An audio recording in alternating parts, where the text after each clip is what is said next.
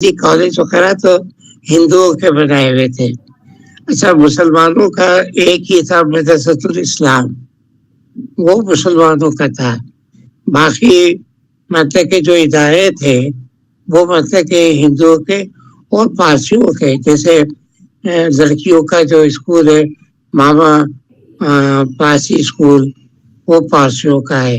تو کراچی کے شہر کو ماڈرن بنانے میں پارسیوں کا بھی بہت حصہ ہے، کیونکہ بہت سی نئی عمارتیں جو ہیں اور یہ سب پارسیوں، اور یہ جو ہے مختلف ہالس وغیرہ بھی جو ہیں یہ بھی پارسیوں، کیونکہ کراچی، حیدرآباد، شکارپور اس زمانے میں ہال بڑے تعمیر ہوتے تھے.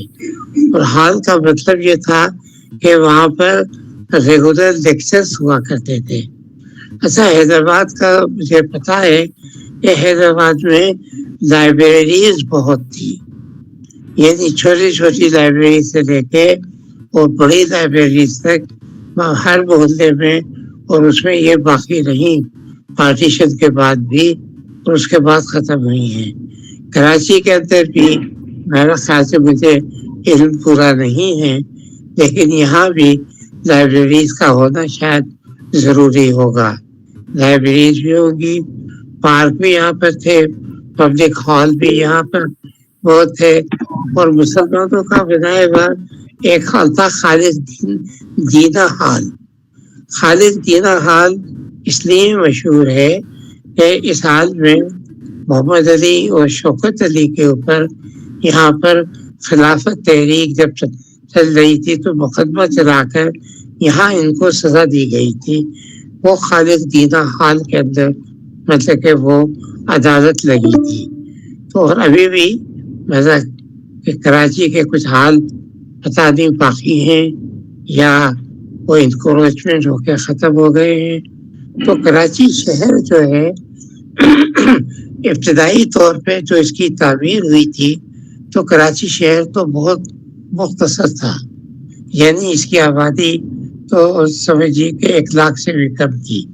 اب یہ جو کراچی ہے، یہ کراچی کے اندر آپ دیکھیں جو اتنا پھیلا ہوا ہے، اس میں پتہ نہیں کتنے گاؤں، کتنی چھوٹی آبادیاں شامل ہیں جن کو ختم کر کے ان کو کراچی کے اندر شامل کیا گیا ہے.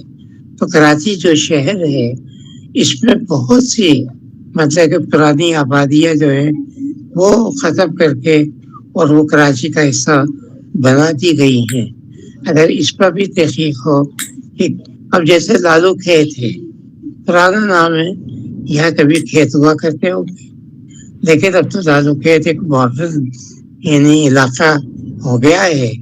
اسی طریقے سے اور بہت سے پرانے علاقے ہیں جن کے پرانے نام ہیں.